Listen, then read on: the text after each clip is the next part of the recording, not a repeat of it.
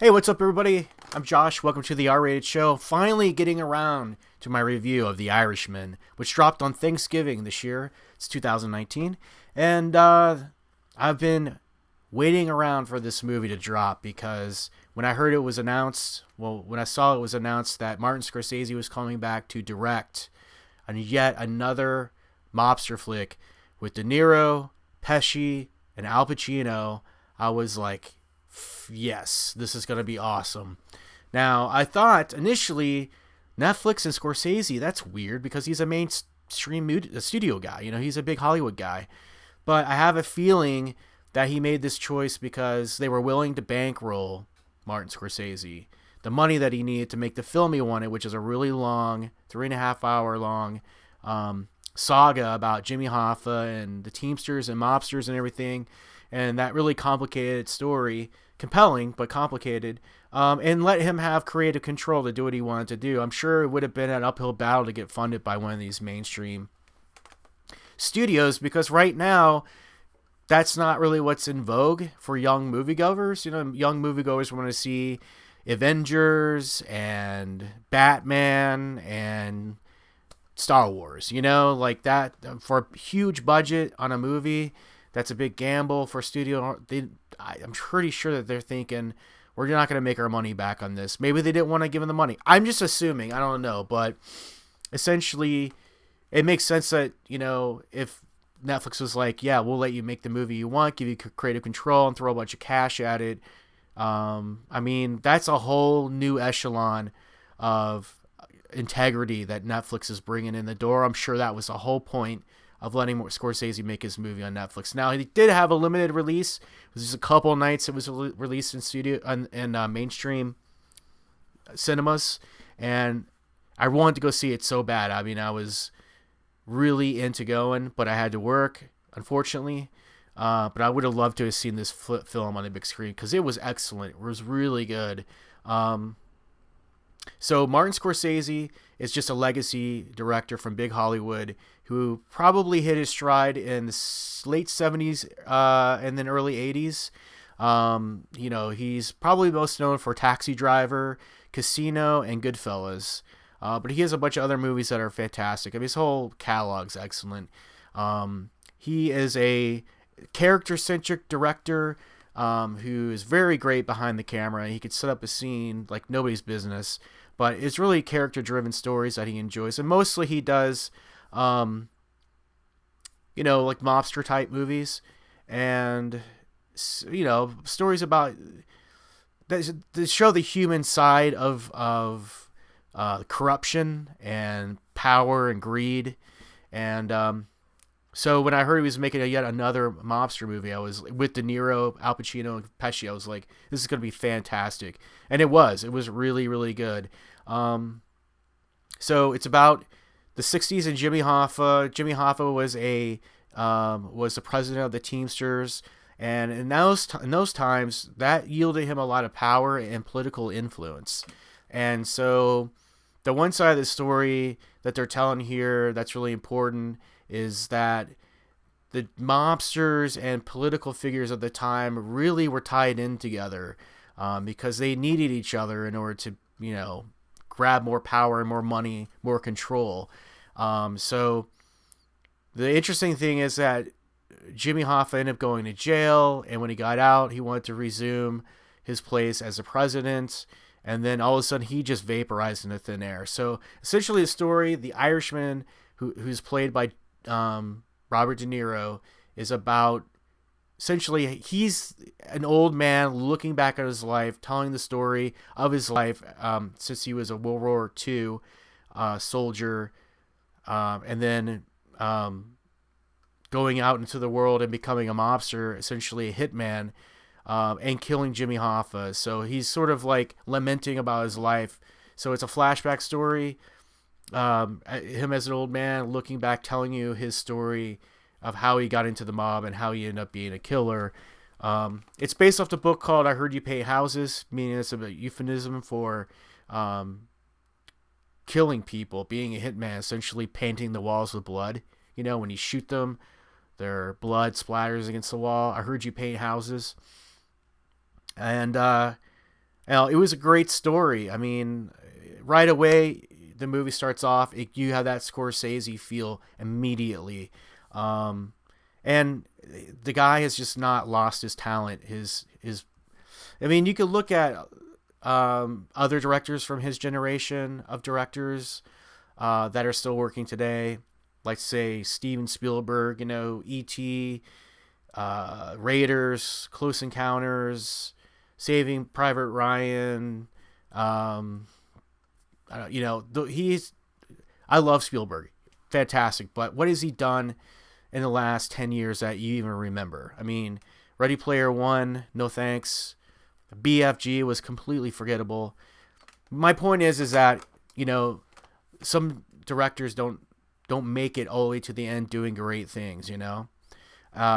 Spielberg's probably better in just like a producer's role at this point, but Scorsese still has that integrity. Scorsese's still making great stuff, and it's just amazing that we got to have another Scorsese film with Robert De Niro and Joe Pesci in it. I mean, because their chemistry is electric. Everybody knows this. I mean, if you've seen if you've seen Casino or Goodfellas, you know this. I mean, people love those movies for a reason.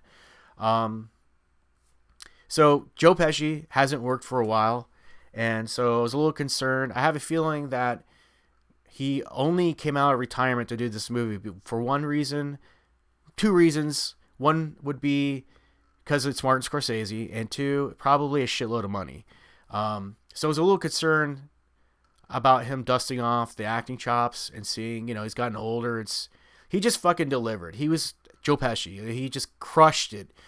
I mean, I don't know who I liked better, De Niro or Pesci in this movie. I mean, Al Pacino was really good. He did a portrayal of Jimmy Hoffa that was pretty good. He made it his own, but he's Al Pacino, De Niro did De Niro. The de-aging stuff was a little weird. That's probably one of my main criticisms of the movie. But they had to do it. It looked pretty good. Once you settled into it, it was fine. But essentially a young man's head on an old man's body. So that was a little strange. Especially to the generation of movie watchers, who are middle-aged like me, who grew up seeing De Niro young. And then seeing this version of a young De Niro was like really strange.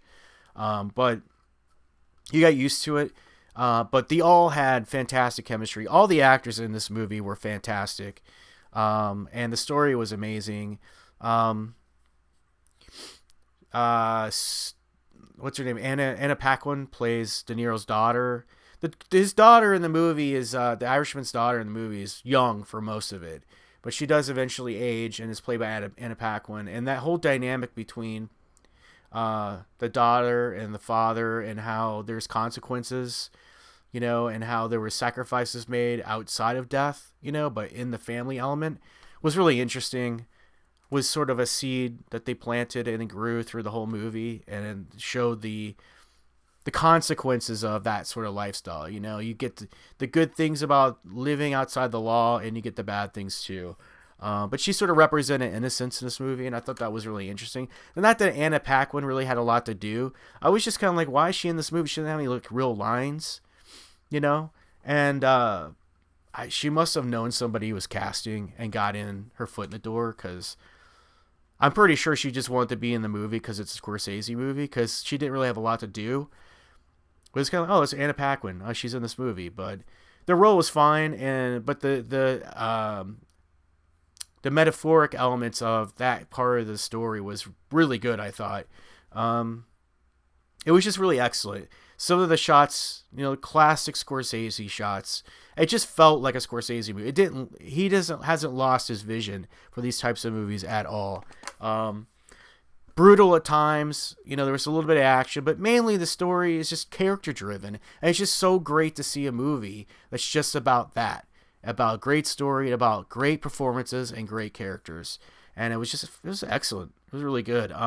It's just really too bad that I can't see how this movie would have performed in theaters with today's audiences, because I'm guessing it probably would have lost money. Now, it's going to benefit Netflix, I think, hugely, because that brings a whole like echelon of talent and like, not necessarily talent, but it brings a whole like new vibe to what Netflix is. It brings quality, a whole nother level of quality is what I'm trying to say.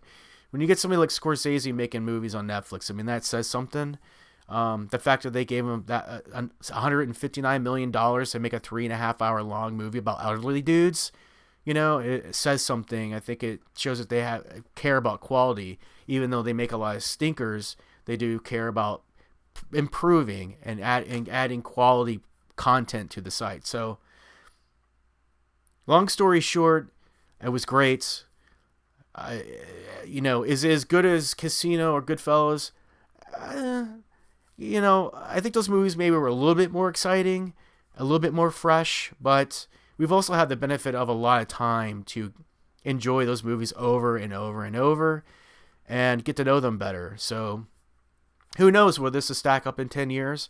I think that, you know, Goodfellas, Casino, and then if we're talking just mobster movies, then probably this one.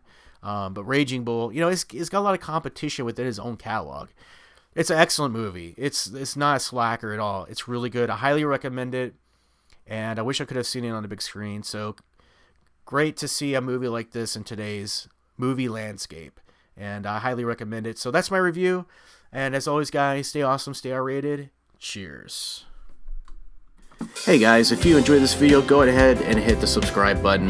We've got a lot of great content coming for you this year. We've got reviews for movies, comics, and more. And of course, we will always have fan commentaries for the movies you love. Lots of talk about horror and just mainstream pop culture in general. And probably some Star Wars stuff leading up to Rise of Skywalker. So go ahead and hit the subscribe button, hit the bell for notifications, and yeah, become a fan of the channel. Let's hear what you want to see. Leave a comment below, and just let me know what you think. Alright guys, talk to you later.